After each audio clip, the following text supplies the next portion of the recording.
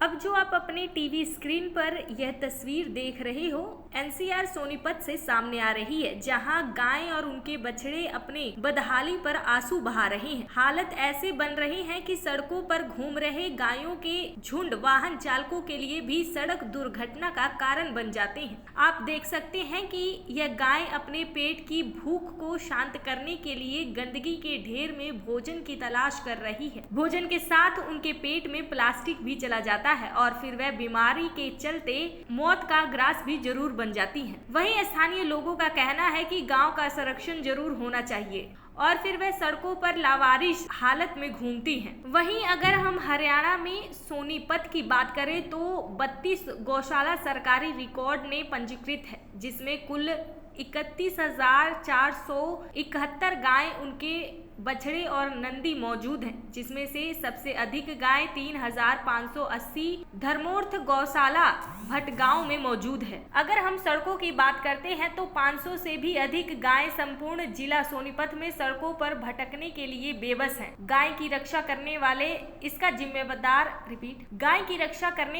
इसका जिम्मेदार प्रशासन और गौरक्षा दल से जुड़े हुए लोगों को मानते हैं। वहीं अगर हम संपूर्ण हरियाणा की बात करते हैं तो फिलहाल 670 गौशाला रजिस्टर्ड है। वहीं अगर हम पूरे हरियाणा की बात करते हैं तो फिलहाल 670 गौशाला रजिस्टर्ड है और इनमें 4,39,488 गाय मौजूद हैं, जिसको हरियाणा सरकार के माध्यम से गाय के भोजन व्यवस्था को लेकर खर्चा भी मिलता है। चिंतनीय विषय यह है कि आखिर सड़कों से गाय को हटाकर पूर्ण रूप से संरक्षण कब होगा। गाय के बारे में जो मैं आपसे बताना चाह रहा हूं कि गौवंश को लेकर के हरियाणा सरकार की तरफ से भी और भारत सरकार की तरफ से बहुत सारी योजनाएं बताई जाती हैं, लेकिन अमल में जिस प्रकार से मतलब कि आप देखते हैं, सुनते हैं कि आज आप चाहे हरियाणा में घूमें या सोनीपत जिले में घूम जाएं, कहीं पर भी ज्यादातर जिले में आप लोगों को कूड़े के ढेर पर ही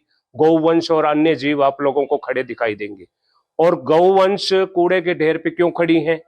हालांकि अपने आप में गौशालाएं भी हैं, यहाँ पर 15 से 20 गौशालाएं भी हैं, लेकिन उसके बावजूद भी अगर मान लो बेसहारा जीव गौवंश जो कि कूड़े के ढेर पर खड़ा हो रहा है, हमें उस समस्या को हटाना चाहिए, उस जड़ को पकड़ना चाहिए।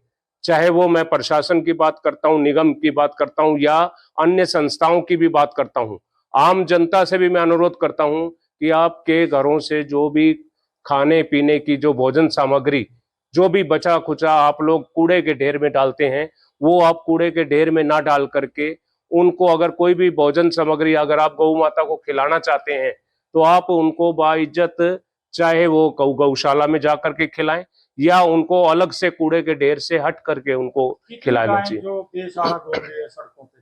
इस वक्त भी अगर आप को मैं अनुमान से बता रहा हूं कि सोनीपत जिले के अंदर हजारों की संख्या में गौवंश सड़कों पर घूम रहा है और निगम के द्वारा चाहे वो गौशालाएं बना रखी हैं, बेसहारा नंदीशाला हैं, गौशाला हैं, लेकिन चुनिंदा मतलब कि एरिया से उसको लिया जाता है, एक खाना पूर्ति की जाती है। अच्छा, ये जो टैग लगी गाय की घूम रही है? हाँ, टैग लगी हुई जो कान में जो टैग लग जाता है, वो टैग जो लगाया जाता है वो सरकारी विभाग द्वारा इनके जो गौशालाएं बनी हुई हैं, चाहे वो नंदीशाला बनी, उन्हीं के द्वारा ही अंदर ही टैग लगाए जाते हैं।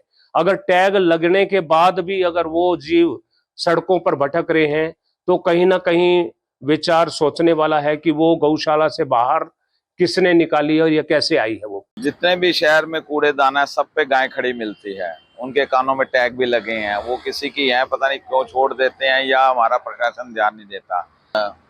गौ रक्षा संस्कारी वो भी बना रखा है, अपॉइंटमेंट दे रखी है किसी को, इसका जिम्मा दे रखा है, उनके बोर्ड लगा सेक्टर 14 में, वो भी इस पर ध्यान नहीं देते। पद तो मिला हुआ उनको हरियाणा सरकार की तरफ से गौ की रक्षा करने का, लेकिन वो कुछ नहीं करते, उनके घर के पास भी बाहर खड़ी रहती है। हम तो यही कह सकते हैं गौ माता इनकी रक्षा करी जाए और गौशाला में इनको डाला जाए। इस साइड कोई ध्यान नहीं देता, पता नहीं क्या कारण है, क्यों नहीं देता, ये नहीं समझ आई आज तक हमारे को। हमें भी इतने साल हो गए सोनीपत में रहते हुए। हाँ जी, हाँ, दुर्घटना का कारण बनती है। कई रात को जैसे बैठ जाती है गाय सड़क के बीच में, कोई ट्रक लग जाता है और ट्रक वाले को भी नुकसान होता है, कार को नुकसान, गाय का तो नुकसान हो ही रहा है, उनकी चोट बेचारा कितना दर्द होता है वो कोई नहीं समझता। दैनिक सवेरा के लिए सोनीपत से संजीव घनघस की रिपोर्ट।